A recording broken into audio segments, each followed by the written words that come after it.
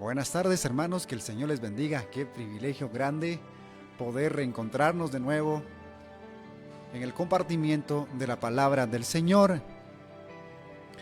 Un día maravilloso que el Señor nos da, hermanos. Nos ha bendecido con vida, nos ha bendecido con salud, gracias a la fidelidad del Señor. Nos ha llenado de abundantes bendiciones y esto, mis amados hermanos, es causa de alegría, es causa de gozo. Saludos para cada uno de ustedes. El tema de hoy: yo soy la resurrección y la vida, parte 2. Yo soy la resurrección y la vida. Encontramos nuestra base bíblica en el Evangelio de Juan, capítulo 11, versículo 17 al versículo 36. Esos son los versículos que hoy estaremos meditando, que hoy estaremos estudiando de la palabra del Señor, pero tiene un subtema. El subtema es la llegada del Salvador. La llegada del Salvador. Dice la palabra del Señor de manera literal, mis amados hermanos. Vino pues Jesús y halló que ya 4 días Lázaro estaba en el sepulcro. Betania estaba cerca de Jerusalén, como a 15 estadios, y muchos de los judíos habían venido a Marta y a María. ¿Cuál es el objetivo? Para consolarlas por su hermano.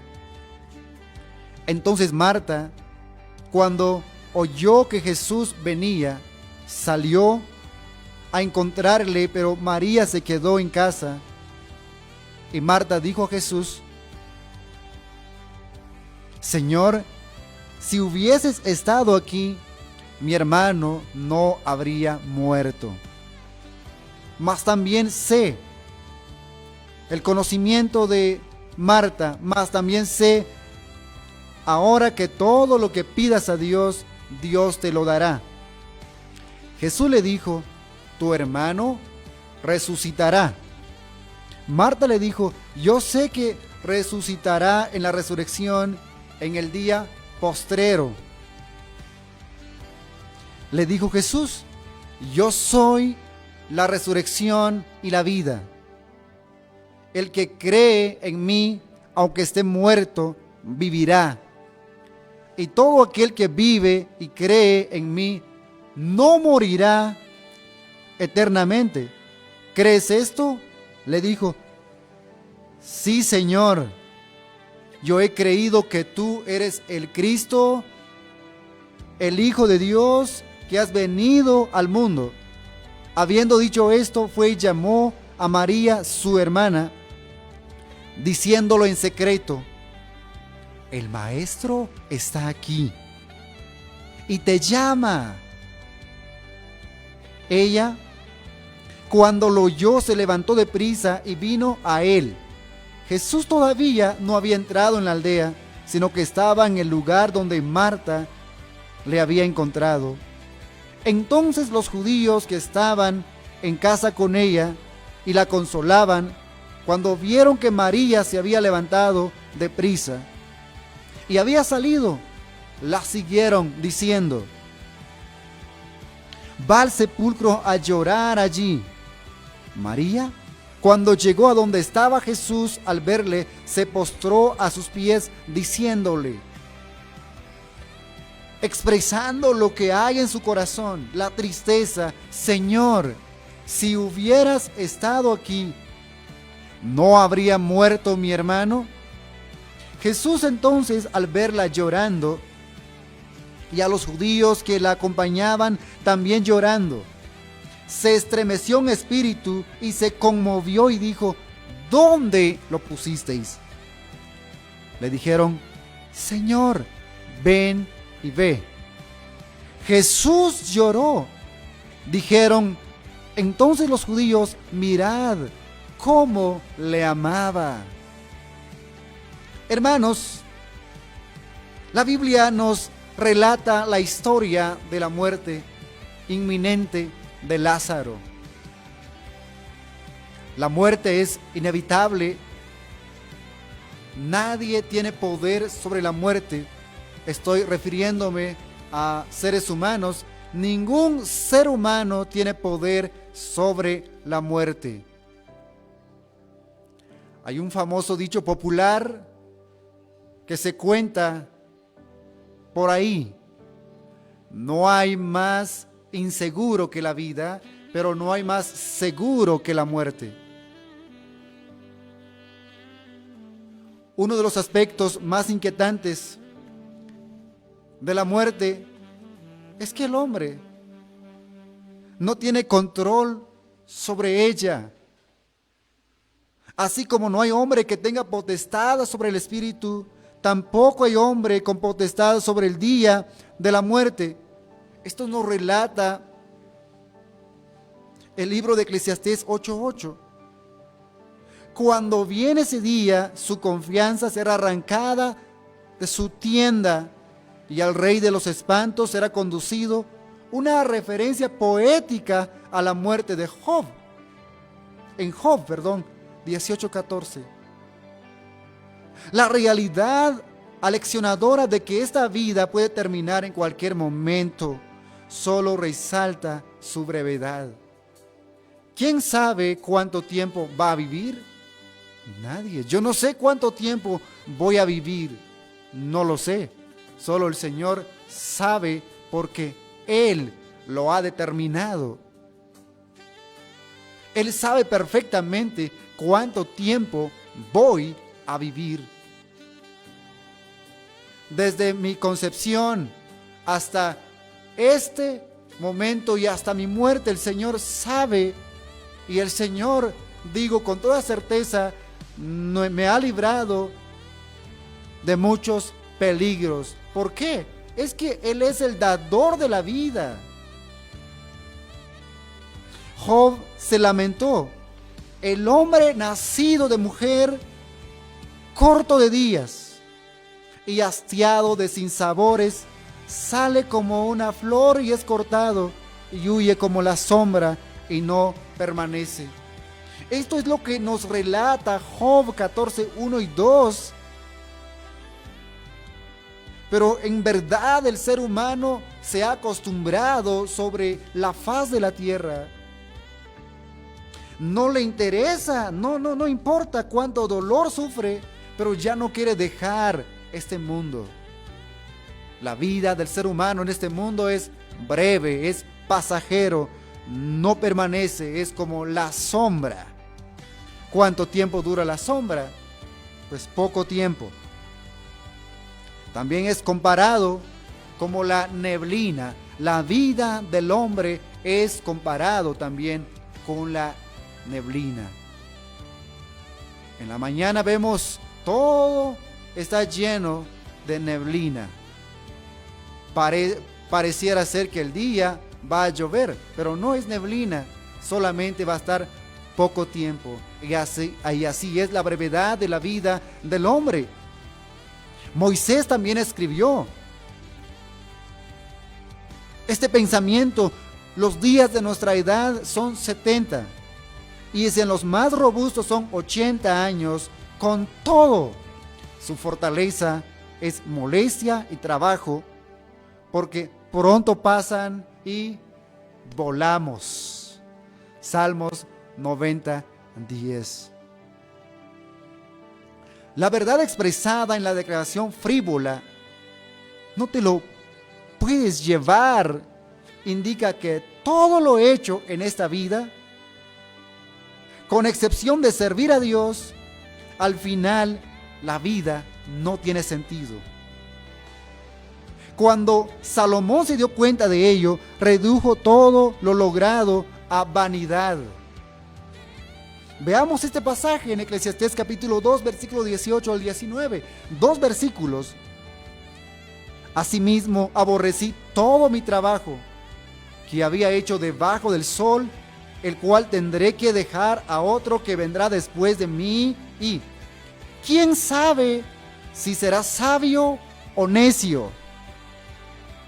El que se enseñoreará de todo mi trabajo, en que yo me afané, en que ocupé debajo del sol mi sabiduría. esto también es vanidad.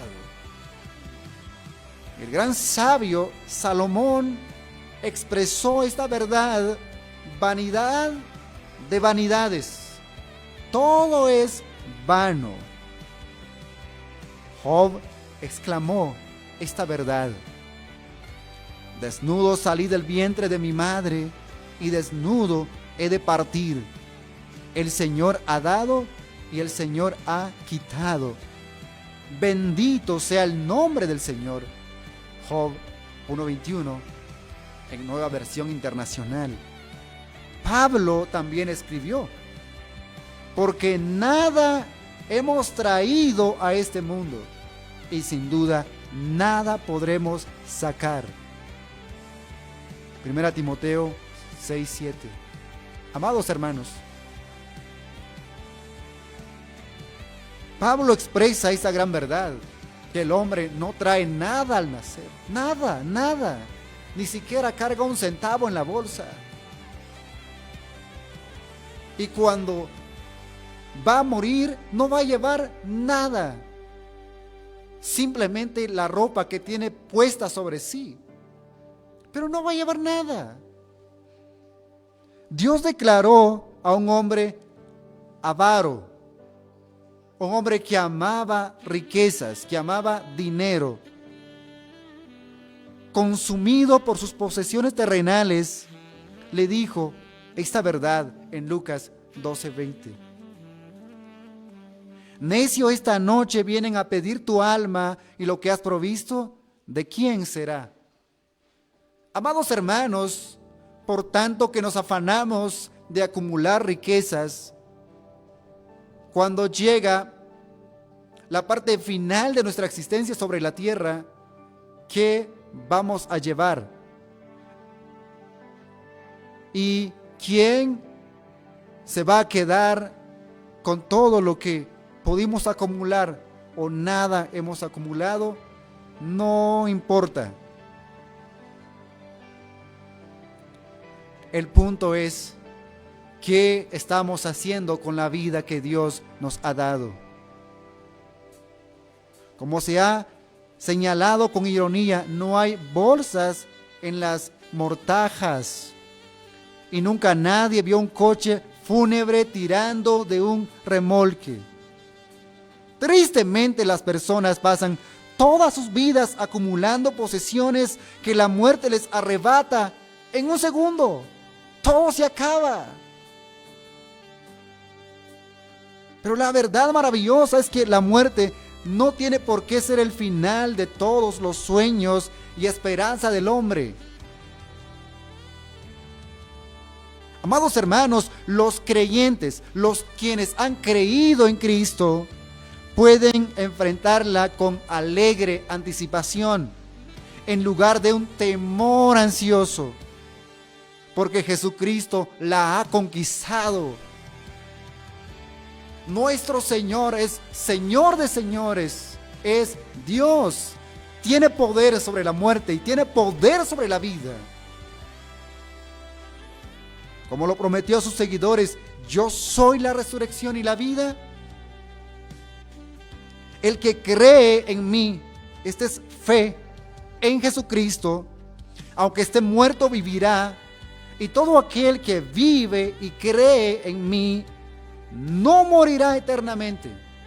El que cree en Cristo puede morir físicamente, y va a morir físicamente, pero espiritualmente no va a morir, va a vivir eternamente. Versículos 25 y 26. Y porque yo vivo, vosotros también viviréis. Juan 14, 19. La muerte marca el inicio de la vida verdadera, en perfección gloriosa y comunión perfecta. ¿Con quién? Con Cristo, para quienes ponen su fe en el Señor. Él los levantará en el día postrero. Juan 6, 39, 40 y 44. Y vivirán para siempre en su presencia. Esta vida física se va a acabar, pero la vida espiritual que el Señor nos regala, y esto encontramos en Romanos capítulo 6, versículo 23. La dádiva de Dios es vida eterna. ¡Qué maravilloso! La resurrección de Lázaro por Cristo demuestra vividamente su poder sobre la muerte. El milagro tendió un puente entre su ministerio público a la nación y su ministerio privado a los discípulos en preparación para su partida. Así, este milagro fortaleció la fe de los discípulos. Versículo 15. Amados hermanos, en toda la Biblia, cuando nos encontramos con milagros, tiene propósitos teológicos. Y es para que el hombre conozca de Dios, es para que el hombre crezca su fe y dé gloria al Señor. Y aportó evidencia innegable a Israel de que Jesús era quien afirmaba ser. ¿Quién afirmaba ser? El Hijo de Dios, Dios mismo. Más aún, el milagro dio credibilidad a las afirmaciones repetidas de Jesús, según las cuales Él se levantaría un día de los muertos. Juan 2:19, Marcos 8:31. Como dijimos, hermanos, la vez pasada, de que el Evangelio se divide en 4 escenas, el Evangelio de Juan, capítulo 11. Versículos 1 al 16 se registran la enfermedad de Lázaro y el mensaje de sus hermanas a Jesús. Versículos 17 al 36 describen la llegada de Jesús a Betania. Los versículos 37 al 44 marcan el milagro mismo. Y por último, versículos 45 al 57 hablan de las consecuencias del mismo. Hermanos, en esta segunda escena del drama, Jesús, la figura central de la historia, llega a Betania. La importancia de lo que estamos estudiando es Jesús y su poder sobre la muerte. Y la gloria es a Él. Los versículos 17 al 36 montan el escenario para el milagro y revelan 3 demostraciones visibles del cuidado auténtico de Jesús. Primero, su llegada, y vamos a estudiar en estos momentos. Segundo, su afirmación. Y tercero, su compasión. Su llegada encontramos en los versículos 17 al 19. Dice la palabra del Señor: vino pues, ¿quién? Jesús. Y halló que hacía ya 4 días que Lázaro estaba en el sepulcro. Betania estaba cerca de Jerusalén, como a 15 estadios, y muchos de los judíos habían venido a Marta y a María para consolarlas por su hermano. Wow. Después de su viaje desde Perea, la región al otro lado del río Jordán, 10:40, Jesús llegó a las afueras de Betania. Los escritos rabínicos sugieren una razón posible para que Juan señalara que hacía ya 4 días que Lázaro estaba en el sepulcro. ¿Y cuál es? Los judíos creían que el alma se quedaba cerca del cuerpo por 3 días después de la muerte. Los judíos creían que el alma se quedaba cerca del cuerpo por 3 días después de la muerte, esperando retornar a él. Pero en el 4.º día, tras notar que el cuerpo estaba comenzando a descomponerse, versículo 39, el alma partía. Solo en ese momento podía considerarse la muerte completamente irreversible. Lázaro llevaba 4 días muerto y su cuerpo ya se había comenzado a descomponer. Por lo tanto, los judíos habrían reconocido que solo un milagro divino podía devolverle la vida. Los judíos habrían reconocido que solo un milagro divino, un milagro de Dios, podía devolverle la vida. Y solo el poder de Dios puede hacer, no el poder del hombre. La explicación de Juan, según la cual Betania estaba cerca de Jerusalén, como a 3 kilómetros de la ciudad en el camino a Jericó, sirve un propósito doble. Resalta el riesgo que corrió Jesús al estar tan cerca de Jerusalén, un semillero de oposición asesina. También implica que muchos de los judíos que habían ido a Marta y a María lo hicieron desde Jerusalén. El hecho de que tantos judíos de la capital fueran para consolarlas por su hermano sugiere que la familia era prominente y tal vez rica. Capítulo 12, versículos 1 al 3. Desde la perspectiva humana, los dolientes estaban allí para consolar a las hermanas en su pérdida, en la pérdida de Lázaro. Estaban para consolar, estaban acompañando.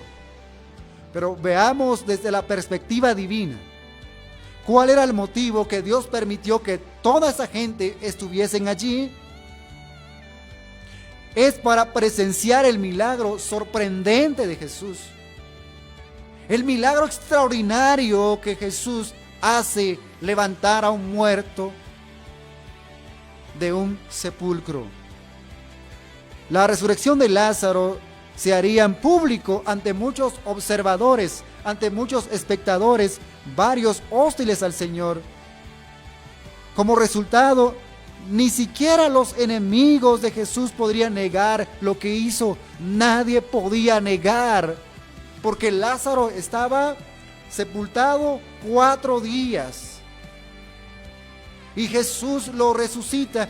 ¿Quién podía negar? Nadie podía negar. Y lo que está demostrando es que Jesús, el Hijo de Dios, Jesús, Dios mismo, Dios Hijo, tiene poder sobre la muerte. La costumbre era enterrar al muerto un día después de su muerte. Hechos 5, 5 al 6 y versículo 10, pues el clima era cálido y los judíos no embalsamaban. Los hombres y las mujeres caminaban separados en la procesión funeral. Después, solo las mujeres regresaban del sepulcro para comenzar un periodo de duelo de 30 días. Los primeros 7 días del duelo eran los más intensos y muchos de los dolientes acompañaban a la familia durante toda la semana. Eso explica que por qué los judíos que habían ido a consolar a Marta y a María seguían con ellos 4 días después del entierro.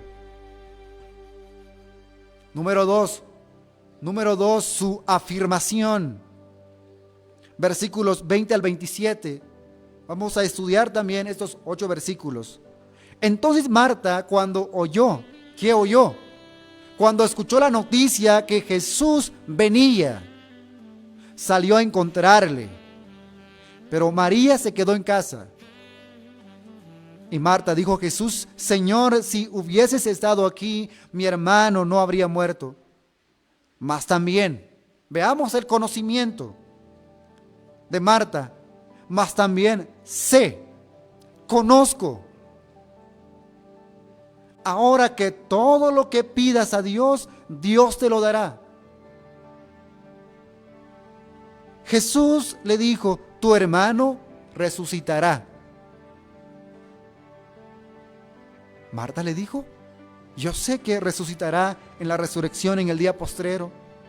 Le dijo Jesús: yo soy la resurrección y la vida. El que cree en mí, aunque esté muerto, vivirá. Y todo aquel que vive y cree en mí no morirá eternamente. Entonces, ¿qué va a pasar? Vivirá. ¿Crees esto? Le dijo. Veamos su afirmación: sí, Señor, creo en la obra y también creo que tú eres el Cristo. He creído que tú eres el Cristo, el Hijo de Dios, que has venido al mundo con propósito salvar a la humanidad. Cuando Marta supo que Jesús iba a la aldea, salió a encontrarle, pero María se quedó en casa. Las acciones de las dos hermanas son acordes con lo visto en Lucas 10, 38 al 42.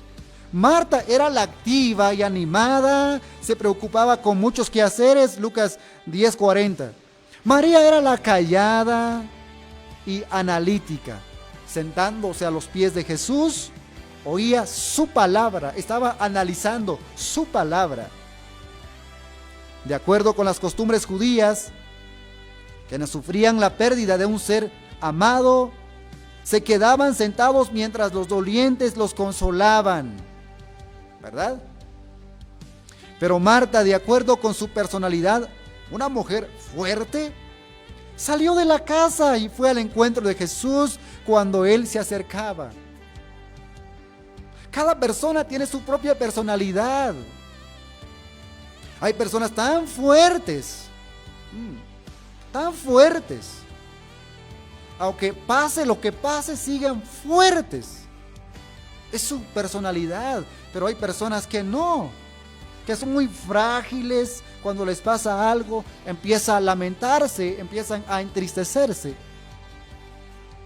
Exactamente es lo que encontramos en las actitudes de estas dos mujeres. Una era activa, una era analítica. Y claro, muy frágil. Estaba muy triste por la pérdida de su hermano, aunque también Marta estaba triste. Cuando Marta alcanzó a Jesús, la idea inquietante que había dominado su pensamiento y el de su hermana, versículo 32. En los últimos días salió brotando: Señor, si hubieses estado aquí, mi hermano no habría muerto. Aunque tenía roto el corazón, obviamente, no estaba reprendiendo al Señor por no haber evitado la muerte de Lázaro. No. El mensaje de las hermanas había llegado demasiado tarde, humanamente hablando, para que Jesús volviera a tiempo a Betania para curar a Lázaro. Las palabras de Marta eran simplemente una expresión dolorosa, de duelo mezclado con la fe que expresó en la declaración siguiente: más bien, sé ahora que todo lo que pidas a Dios, Dios te lo dará.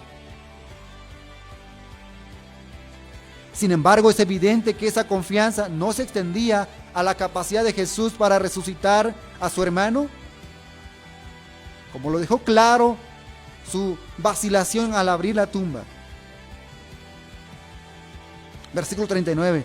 Parece haber tenido fe en el Señor, en el poder del Señor para sanar, pero no en su poder para levantar muertos. Tal vez la posibilidad ni había pasado por su cabeza. No obstante, Marta reconocía que Jesús tenía una relación especial con Dios.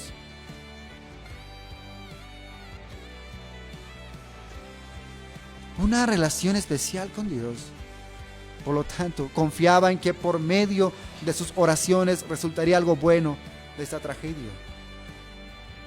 Jesús respondió asegurándole: tu hermano resucitará.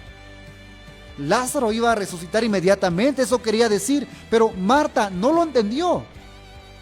No pudo entender.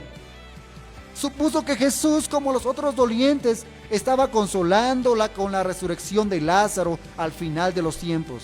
Sin embargo, Marta ya conocía esta verdad. Luego respondió: yo sé que resucitará en la resurrección en el día postrero. Yo sé, yo conozco. En el Antiguo Testamento se enseñaba la resurrección de cuerpo.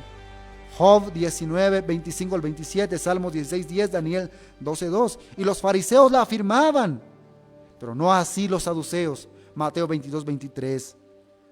Como Marta sabía, esa era también la enseñanza de Jesús.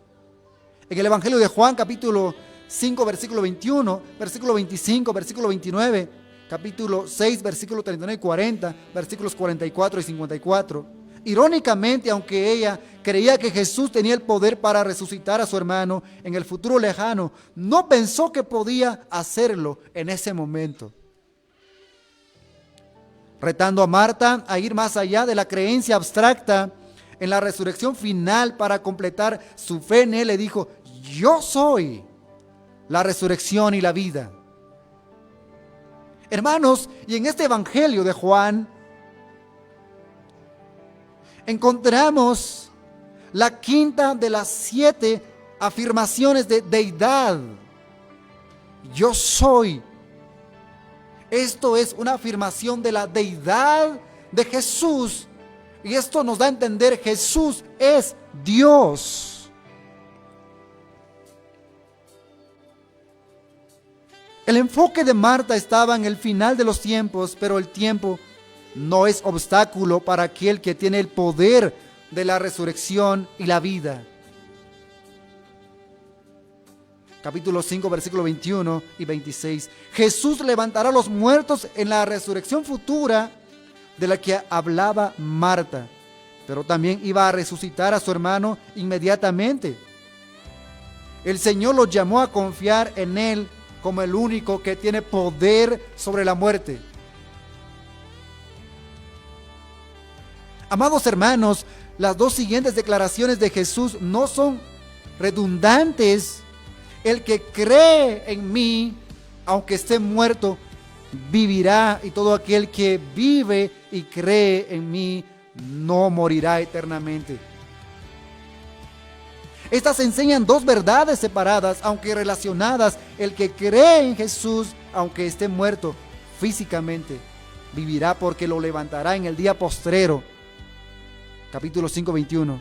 Y como todo aquel que vive y cree en Él tiene vida eterna. Juan 3:36. No morirá eternamente en lo espiritual, sino vivirá. Juan 8:51. Pues la muerte física no puede extinguir la vida eterna. No, eso no puede hacer. De aquí que quien confía en Cristo pueda decir exultante: ¿dónde está, oh muerte, tu aguijón? ¿Dónde, oh sepulcro, tu victoria? 1 Corintios 15:55. Con el reto de Jesús a Marta: ¿crees esto? No le estaba preguntando si creía que estaba a punto de resucitar a su hermano. El Señor le estaba llamando personalmente a creer que solo Él era la fuente del poder de la resurrección y la vida. R.C.H. Lenky escribe: ¿crees esto? Es creer lo que dice de sí mismo. Luego, es creer en Él. Una cosa es oír, razonar y argumentar sobre algo. Otra bien diferente es creerlo, aceptarlo, confiar en ello. Creer es recibir, asir, disfrutar la realidad y el poder con todo lo que implica en alegría, consuelo, paz y esperanza. La medida de nuestra creencia, que no la medida de nuestras posesiones, sigue siendo la medida para disfrutar la resurrección y la vida, porque la fe más pequeña tiene completamente a Jesús, quien es estas cosas. Dado su amor infinito por el alma de Marta, Jesús le señaló la única fuente de la vida espiritual y bienestar. ¿Quién? Él. Él es la única fuente de vida. La afirmación de Marta de fe en Jesús está al mismo nivel que otras grandes confesiones de su identidad en los evangelios. Por ejemplo, Juan 1:49, 6:69, Mateo 14:33 y 16:16 anticipa el propósito declarado de Juan al escribir su evangelio: pero estas se han escrito para que creáis que Jesús es el Cristo, el Hijo de Dios, y para que creyendo tengáis vida en su nombre. Capítulo 20, versículo 31. Marta declaró enfáticamente: el texto griego tiene el pronombre personal, además del verbo, 3 verdades vitales sobre Jesús. Como Andrés 1:41 confesó que él era el Cristo o Mesías, como Juan el Bautista 1:34, Natanael 1:49 y los discípulos Mateo 14:33 afirmó que era el Hijo de Dios finalmente, como lo predecía el Antiguo Testamento, Isaías 9:6 y Miqueas 5:2. Se refirió a él como el que ha venido al mundo, el libertador enviado de Dios, Lucas 7:19-20. Amados hermanos, esta afirmación de creer en Jesús, el Hijo de Dios, la palabra encarnada, Cristo. Número 3, su compasión. Vamos a estudiar estos versículos 28 al 36. Habiendo dicho esto, fue y llamó a María, su hermana, diciéndole en secreto: el maestro está aquí y te llama. Ella, cuando lo oyó, se levantó de prisa, y vino a él. Jesús todavía no había entrado en la aldea, sino que estaba en el lugar donde Marta le había encontrado. Entonces los judíos que estaban en casa con ella y la consolaban, cuando vieron que María se había levantado de prisa y había salido, la siguieron diciendo: va al sepulcro a llorar allí. María, cuando llegó donde estaba Jesús, al verle, se postró a sus pies diciéndole: Señor, si hubieras estado aquí, no habría muerto mi hermano. Jesús entonces, al verla llorando, y a los judíos que la acompañaban también llorando, se estremeció en espíritu, se conmovió y dijo: ¿dónde lo pusisteis? Le dijeron: Señor, ven y ve. Jesús lloró. Dijeron entonces los judíos: mirad cómo le amaba. Amados hermanos, habiendo afirmado su fe en Jesús, Marta fue y llamó a María, su hermana, diciéndole en secreto: el maestro está aquí, te llama. María seguía en la casa recibiendo consuelo de los dolientes. Aunque el texto no lo dice, evidentemente Jesús envió a Marta por ella.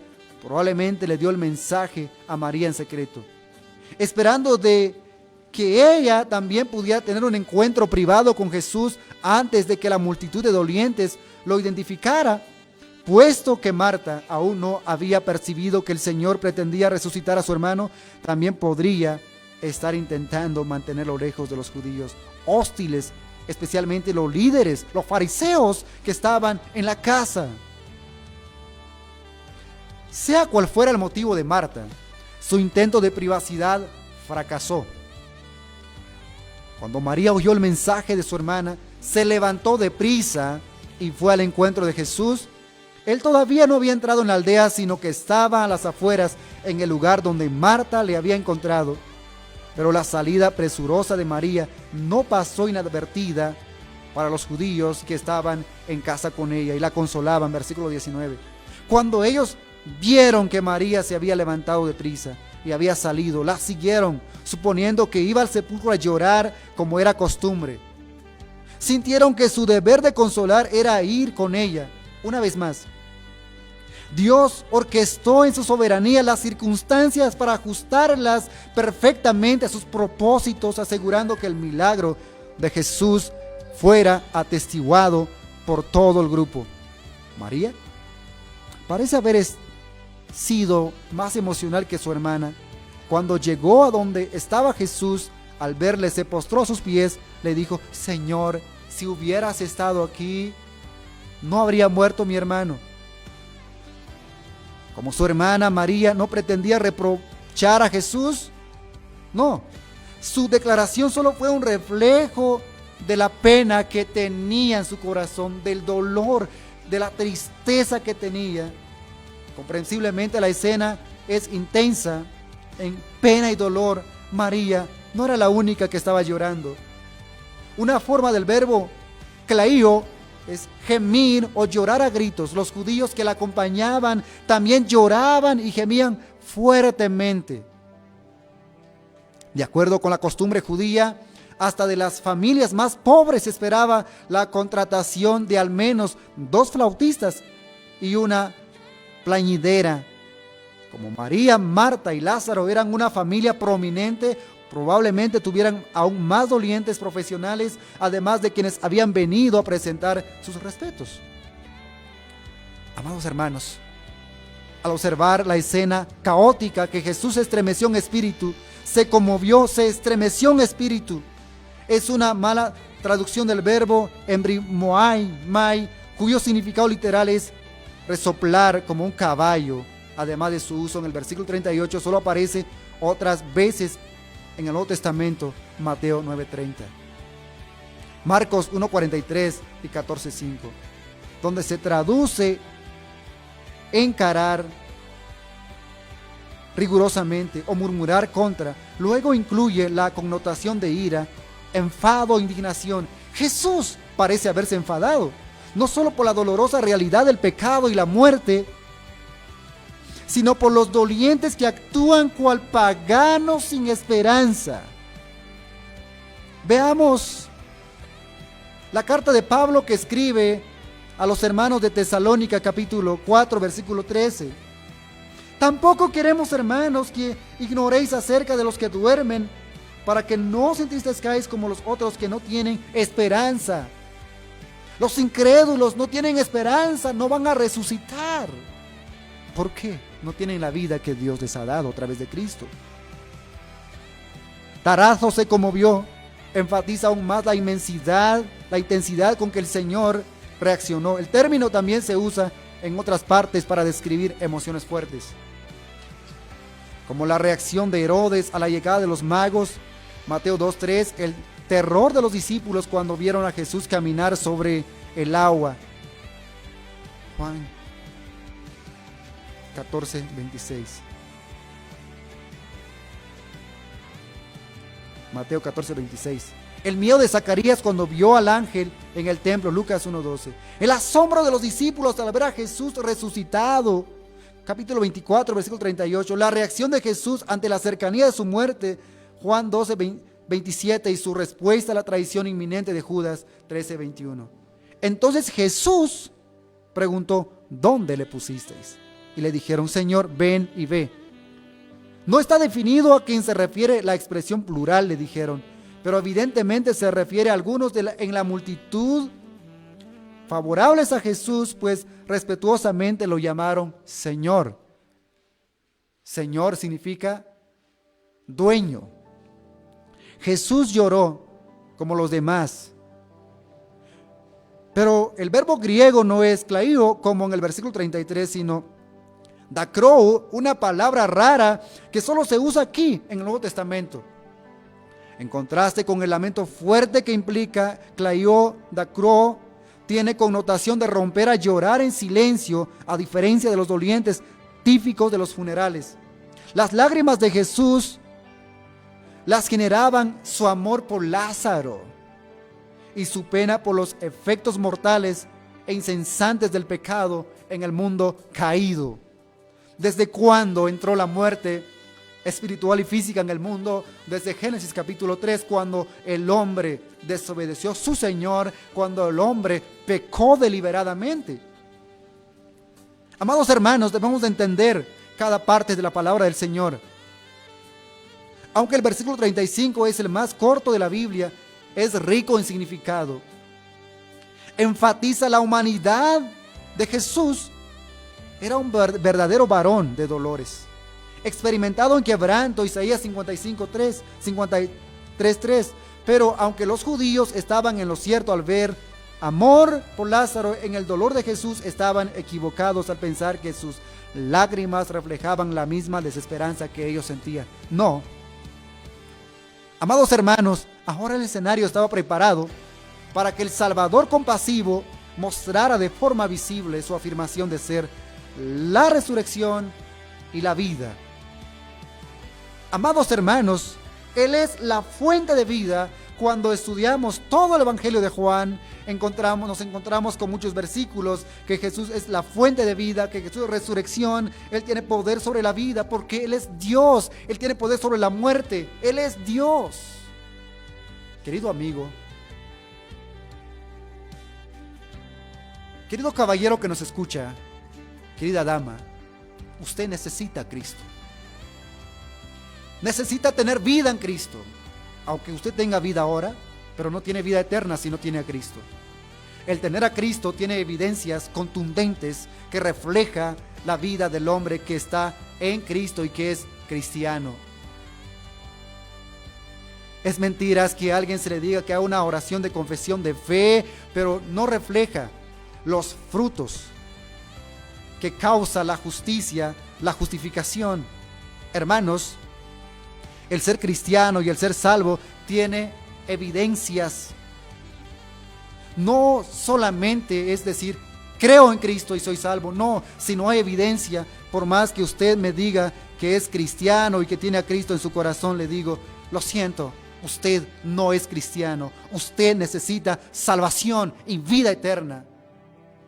El mensaje de Juan el Bautista para toda la gente cuando empezó a predicar acerca del reino de Dios: arrepentidos y convertidos porque el reino de los cielos se ha acercado. Esta palabra tiene implicaciones,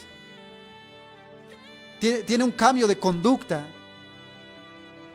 tiene una búsqueda de santidad y de aceptar el señorío de Cristo, porque Él es Dios, mis amados hermanos. Que el Señor bendiga su palabra, la invitación para todos a creer en Cristo y recibir salvación, que Él ofrece salvación y vida eterna, mis apreciables hermanos. Hagamos oración. Padre, tú que habitas en tu trono de gloria, te alabamos, Señor, te exaltamos. Gracias por tu palabra.